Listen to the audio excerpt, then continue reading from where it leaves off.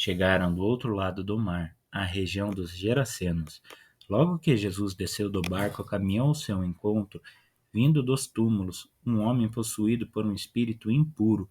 Habitava no meio das tumbas, e ninguém podia dominá-lo, nem mesmo concorrentes. Muitas vezes já o haviam prendido com grilhões e algemas, mas ele arrebentava os grilhões e estraçalhava as correntes, e ninguém conseguia subjugá-lo. E, sem descanso, noite e dia, perambulava pelas tumbas e pelas montanhas, dando gritos e ferindo-se com pedras. Ao ver Jesus, de longe correu e prostou-se diante dele, clamando em alta voz: Que queres de mim, Jesus, filho do Deus Altíssimo? Conjuro-te por Deus, que não me atormentes. Com efeito, Jesus lhe disse: Sai deste homem, espírito impuro.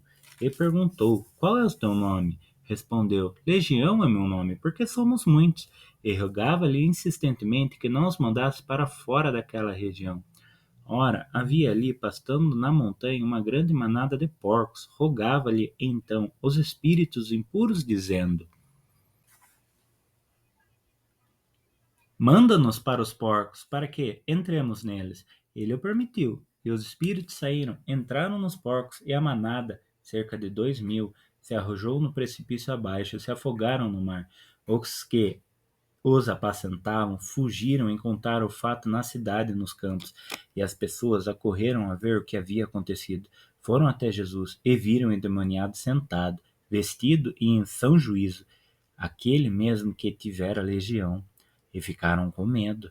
As testemunhas contaram-lhes o que aconteceram com o endemoniado e o que houve com os porcos. Começaram então a rogar-lhe que se afastasse do seu território.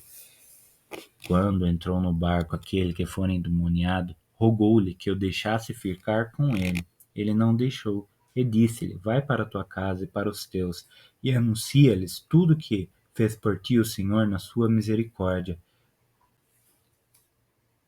Então ele partiu, e começou a proclamar na Decápole o quanto Jesus fizera por ele, e todos ficaram espantados.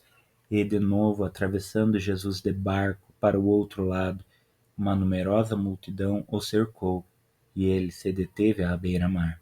Aproximou-se um dos chefes da sinagoga, cujo nome era Jairo, e vendo-o, caiu a seus pés, rogou-lhe insistentemente, dizendo: Minha filhinha está morrendo. Vem, põe nela as mãos para que ela seja salva e viva. Ele o acompanhou e numerosa multidão o seguia, apertando-o de todos os lados. Ora, certa mulher que havia 12 anos tinha um fluxo de sangue e que sofrera muito nas mãos de vários médicos, tendo gastado tudo o que possuía, sem nenhum resultado, mas cada vez piorando mais, ouvira falar de Jesus. Aproximou-se dele por detrás, no meio da multidão, e tocou o seu manto. Porque dizia: Se ao menos tocar suas roupas, serei salva. E logo estancou a hemorragia, e ela sentiu no corpo que estava curada de sua enfermidade.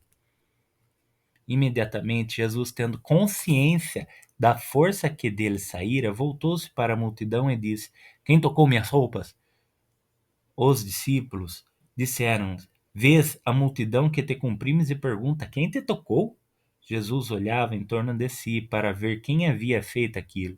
Então a mulher, amedrontada e trêmula, sabendo o que lhe havia sucedido, foi e caiu-lhe aos pés e contou-lhe toda a verdade. E ele disse-lhe: Minha filha, a tua fé te salvou. Vai em paz e fique curada desse tão mal.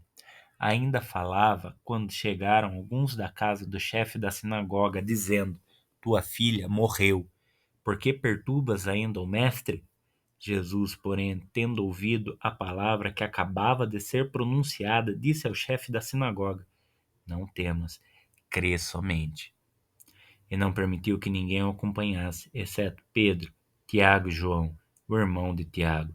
Chegaram à casa do chefe da sinagoga, e ele viu um alvoroço, muita gente chorando e clamando em voz alta. Entrando, disse: Por que este alvoroço e este pranto? A criança não morreu, está dormindo. E caçoavam dele. Ele, porém, ordenou que saíssem todos, exceto o pai e a mãe da criança, e os que o acompanhavam. E com eles entrou onde estava a criança. Tomando a mão da criança, disse-lhe: Talita cum, o que significa: Menina, eu te digo, levanta-te. No mesmo instante, a menina se levantou e andava, pois já tinha 12 anos, e ficaram extremamente espantados. Recomendou-lhes então expressamente que ninguém soubesse o que tinham visto, e mandou que dessem de comer à menina.